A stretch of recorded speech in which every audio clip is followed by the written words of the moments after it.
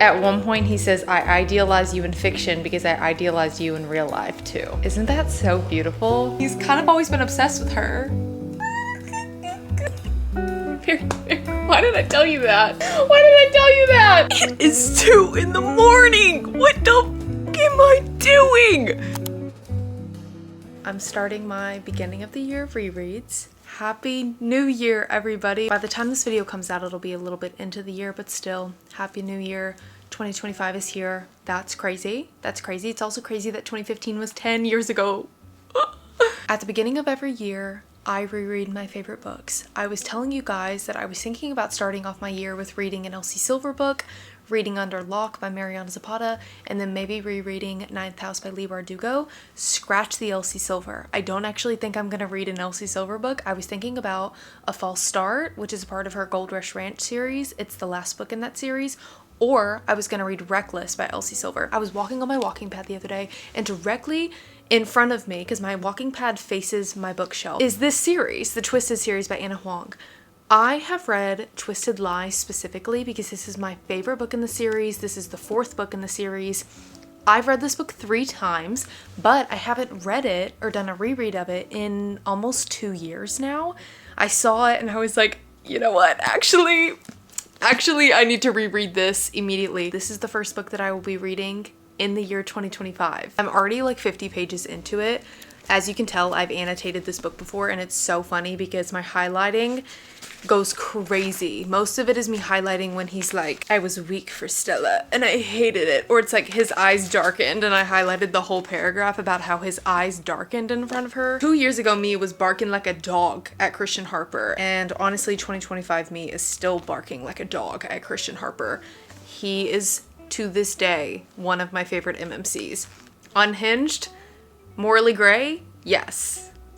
But I love him. I do also have this book in audio form because when Audible was having their sale this past year, Georgia and we bought all 4 of the books in the Twisted series. So I think I'm gonna bounce back and forth. Well, this is also available on Kindle Unlimited if you're in the United States. I'm gonna bounce back and forth between the physical book, the book on Kindle, and the audio because the audio has dual narrators, which we love.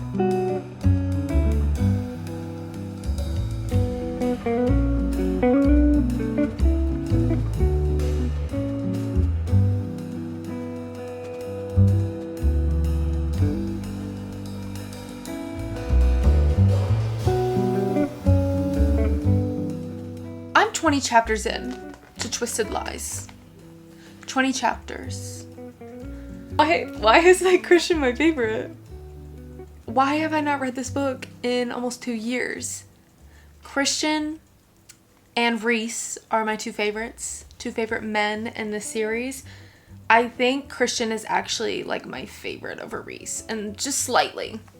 Reese is in Twisted Games and we love him, but there's just something about Christian that calls to me. Stella and Christian in this book end up fake dating. She's an influencer. I'm also like an influencer. I don't love that term because the world has ruined it and it's like sounds so cringy, but like I am. She's an influencer and he's kind of always been obsessed with her. He lowered her rent for her so that she could stay there after her roommate moved out.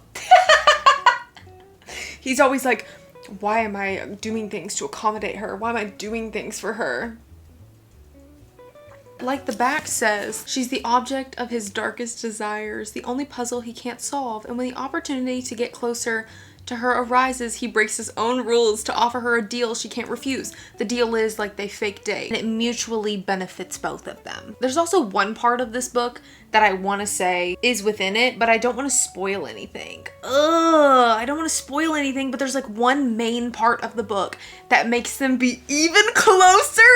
Like while they're fake dating, if you've read it, you know what I'm talking about. There is another situation that goes on that just brings them together a bit more. This book, to me, is the blueprint.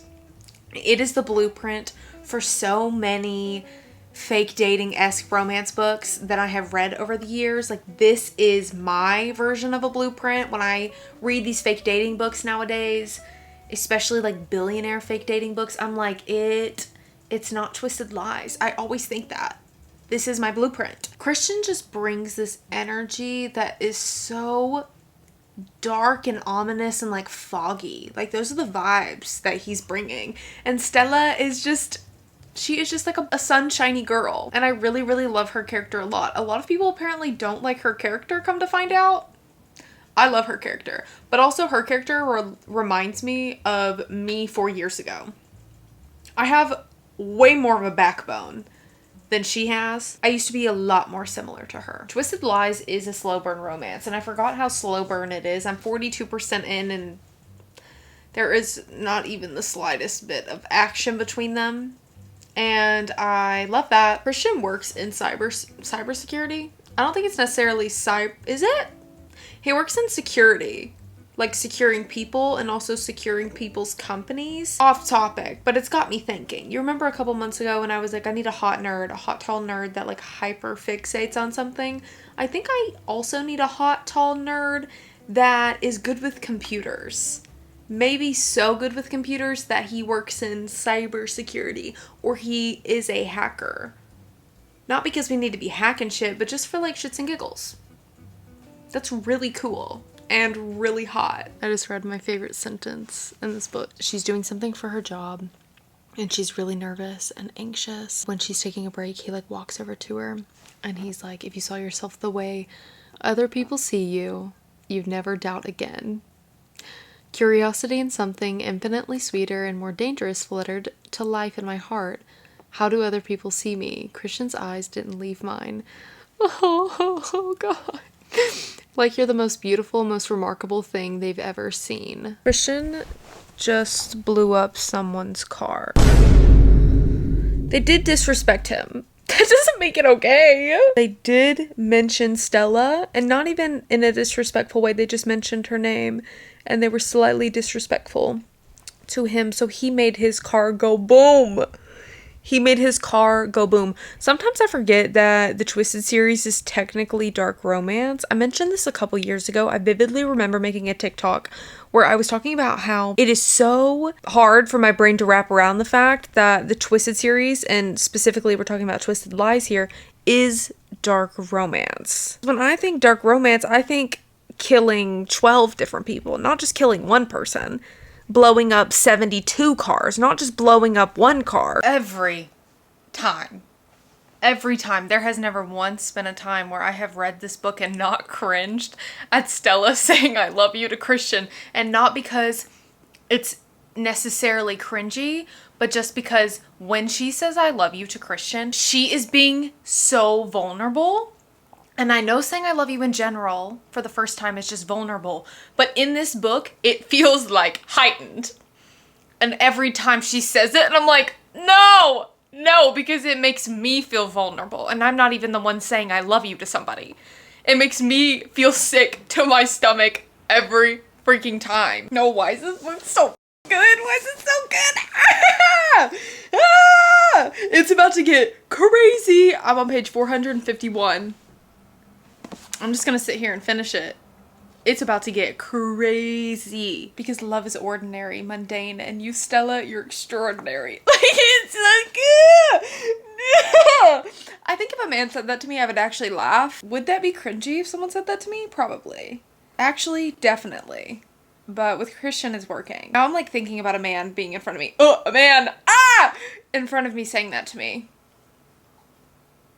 If it's Christian Harper, then I'd be like, oh my God, thank you so much. If it'd be anybody else but Christian Harper, then I'd be like, bitch, I know. Bye. I love them. That was great. What a great experience. I missed them. I missed everybody in this series, and they all made an appearance in this book, and also the characters from the first book, Twisted Love, which is like my least favorite book in the series, but I still have a soft spot for those characters. Their wedding was in this book. We got to see them again. Love. What a way to start off the new year. Book 1 of 2025 is done. Now we're going to move on to another reread. I think I might move on to a Mariana Zapata book. And like I was telling you guys, Under Lock is the book that I'm going to be reading. Under Lock, I own it in physical form. I also have it annotated. It is also available on Kindle Unlimited. So I'm going to be bouncing back and forth between this book and it on Kindle Unlimited. This is actually one of my least favorite Mariana Zapata books that I've read, but I still think it's going to be a good time reading it. I'm just craving her writing, and I really reread all of my favorites of hers this past year, so I just feel like I need to reread a different one. I'm naming this video Rereading My Favorite Books, but if I'm being honest, this isn't technically one of my favorite books. It's just by one of my favorite authors. It's too soon to reread her other books. It's not, but also like, it is. Under Lock is your typical slow burn from Mariana Zapata. The MMC is an asshole. And even he says something at the beginning of this book that made me like, not hate him, but just truly, actually kind of. He called her a bitch at the beginning of this book. And when I think about that, it actually makes me angry. I can't think too long and hard about that one because you just have to trust the process. You have to trust it. You have to trust the process. Iris, the FMC of this book, moves back to Austin. I think they're in Austin. Yeah, they're in Austin. Moves back to Austin. She needs a job immediately, so her brother hooks her up with working at this tattoo studio, which is where Locke comes into play. He's the one who owns this tattoo studio. That's his last name. I think his first name is Dex. She ends up working for Dex. She's like the assistant manager. She runs like the entire studio. He's a tattooer there. He owns the business, and he is a fucking asshole. This was one of her shorter ones. No, it's not. Why did I see that? Is it? This is not one for shorter ones. Why did I think this book was like 350 pages long? It's not. It's almost 500 pages long. This book is technically a slow burn, but the characters do get together a lot faster than in any of Mariana Zapata's other books, if I remember correctly. It's been a year and a half since I've read this book. Wait, I'm excited! I'm excited! I just opened a page and he said, babe. It's currently 4 o'clock, 3:54. To be exact, you can see the time behind me. I want to start Under Lock today and see how far I can get through the book. It is currently a Saturday. I have no plans tonight. I very much want to have a cozy night in. My plan is to start reading at 5. I want to run and grab a coffee real quick, a late coffee. I should not be drinking coffee this late, but you know what? I could be doing hard drugs, so it's gonna be okay. I want to go get a coffee real quick and also run to Barnes & Noble real quick, not because I need any books, but because I do have a $20 credit, so maybe we'll see. I probably won't get anything. I just saw on social media today that they came out with their Valentine's Day merch though, and I do really want to see, for serotonin purposes, want to go look at their Valentine's Day merch real quick. I have not left my house today except to walk Phineas. Say we went for a walk this morning and it was lovely, but I haven't left my house otherwise today just because I've been reading Twisted Lies all day, and then come back and we are going to binge read Under Lock. Just thinking about this book makes me want to go get another tattoo. I've mentioned to you guys that I'm getting the tattoos on my hands removed. I hate them, and I've always kind of hated them, and I know people are like, oh, but they're kind of cute. He didn't get the vision, and at the time that I got them, my frontal lobe was also not developed yet, and I was also too scared to speak up for myself. I'm not scared to speak up for myself anymore. I think I mentioned that when I was talking about Twisted Lies. As I was saying, Stella in Twisted Lies reminds me a lot of myself a few years ago. Now, I don't give a fuck. I actually really don't. Maybe that's my frontal lobe being developed, maybe that's me maturing. I've always spoken my mind to people that I'm close with, but now I will speak my mind in any scenario for the most part. I've gotten so good about doing that, and also so good about saying the word no. I fucking love the word no. Because I'm still in the process of doing that, I keep telling myself, like, don't get tattoos anymore until they're gone. I haven't even started this book yet, but it's just solely based at a tattoo shop, and I'm like, you know what I want nowadays? It'd be okay. And I have 2 solid tattoo artists that I go to and trust now, like it'd be okay.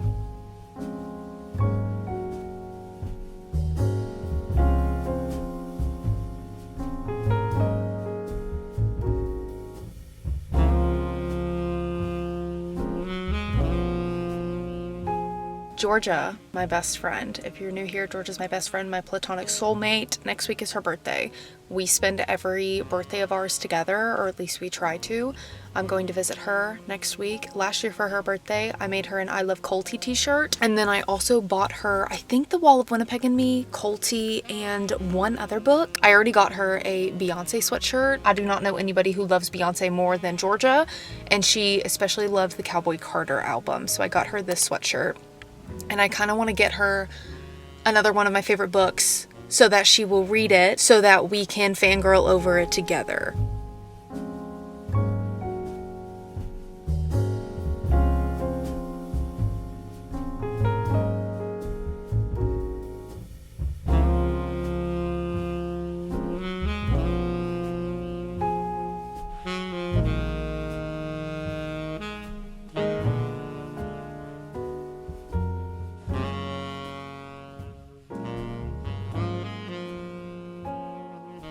I was looking at the smallest section of Valentine's Day decor in my local Barnes & Noble. And I was like, what the f*** is this? They still had Christmas decor everywhere and also Christmas book recommendations everywhere. And it's been 2 weeks since Christmas, almost. I was like, brothers, what are we doing? Went to the Valentine's Day section and an employee, I swear I don't know most of the employees, but I know them.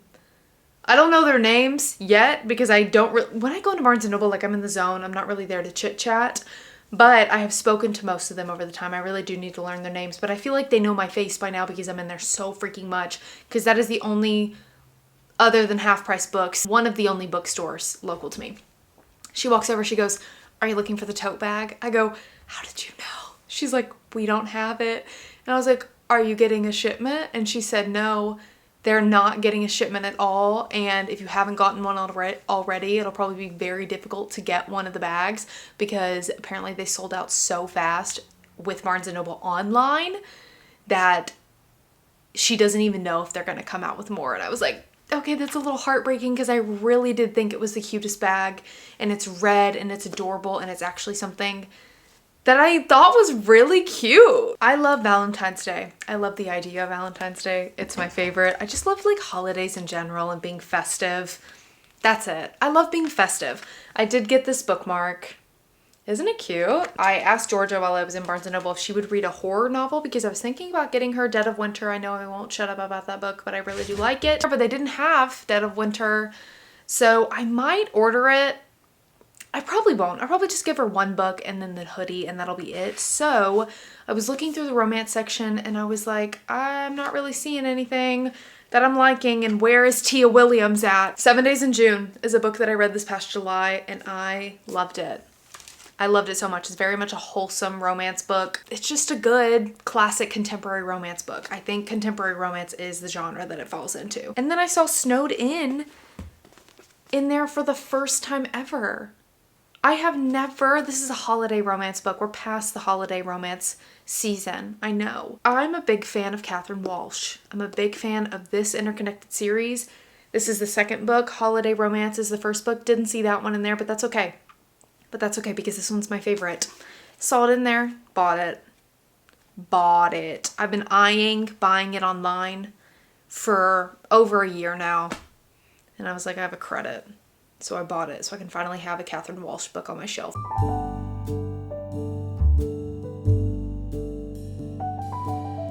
He just called her babe. He just called her babe. Her name is Iris and she goes by Riss sometimes, I guess. And he's calling her Ritz. Like a Ritz cracker. She's like, I knew he was speaking because his voice has its own unique drawl, deep and rich, all baritone and rasp. So hot. Ritz! And then he's like, babe, I'm talking to you. Quit spraying for a second. She's cleaning. She's cleaning. No, the fact that he's actually calling her babe right now just makes me completely overlook the fact that he called her a mean name at the beginning of this book. And that says bad things about me. This is fiction, so like that's why I'm able to overlook it. Honestly, if this happened in like my real life, I genuinely would be like full man-hater energy. But him saying like babe right now is actually making me want to like twirl my hair around my finger just a little bit. Oh, no, she's so real for not looking at him in the eye. She's so real for that. He's like, look at me.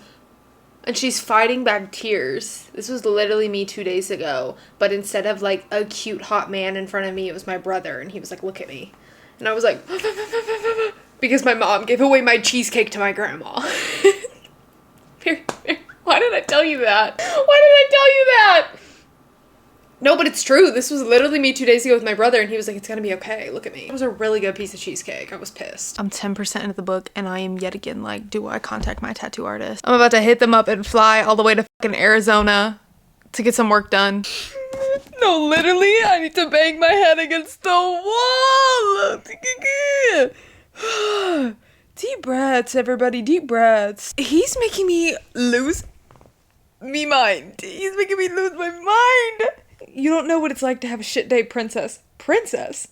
This dickwad had no clue. It's the names. Him calling her babe and him calling her princess is like doing something to me. What the why am I liking that so much? I'm liking Dex a lot more this time than I remember liking him the first time that I read this book. She is such a baddie. She's such a baddie. She's confronting him about calling her a mean name and saying she's f***ing stupid. And like I said, he just said, you don't know what it's like to have a shit day, princess, like kind of as a question. And she responds, when I have bad days, princess, I cry, I read, I clean, I eat crappy things, I swim or do the yard. I don't make people feel like crap, your royal highness. I love her. Haha. God, where's the lamp? Turn on the lamp. It is 2 in the morning. What the f*** am I doing? What am I doing? This is about to be the worst lighting ever. Hold on, let me change it. What am I doing? I cannot. And I'm 53% through this book, almost 300 pages.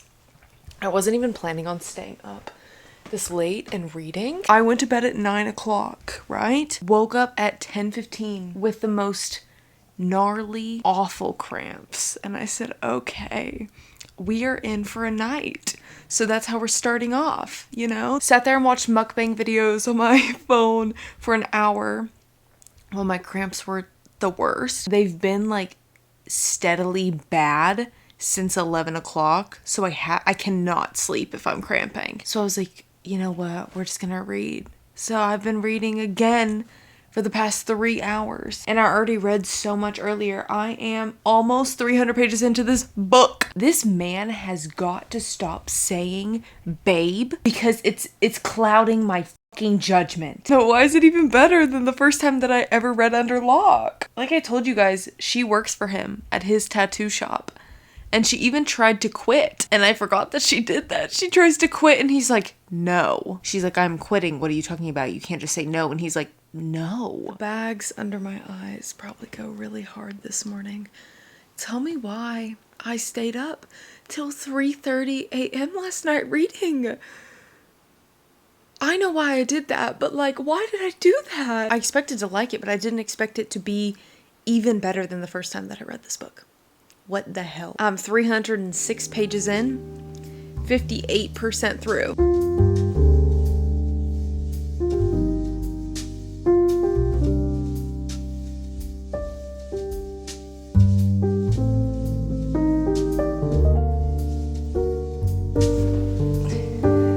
Time for a reread. Time for a reread while it snows. This is so exciting.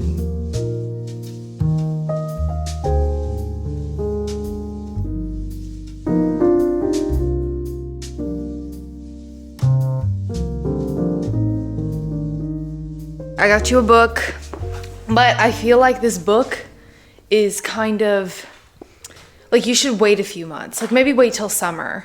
I was gonna get you a different book. Oh, I was gonna get you a horror book. That's why I texted you. Yes. I was gonna get you Dead of Winter, Okay. but they did not have it because my Barnes & Noble, I actually bought it the week before. He was like, someone bought it last week. I was like, that was me. 7 Days in June. Okay. That's what I got you. I read this past summer. They're both authors who they disconnected when they were teenagers, and it's like 10 years later, like when the book is kind of set, or maybe 10, maybe a little bit more than that.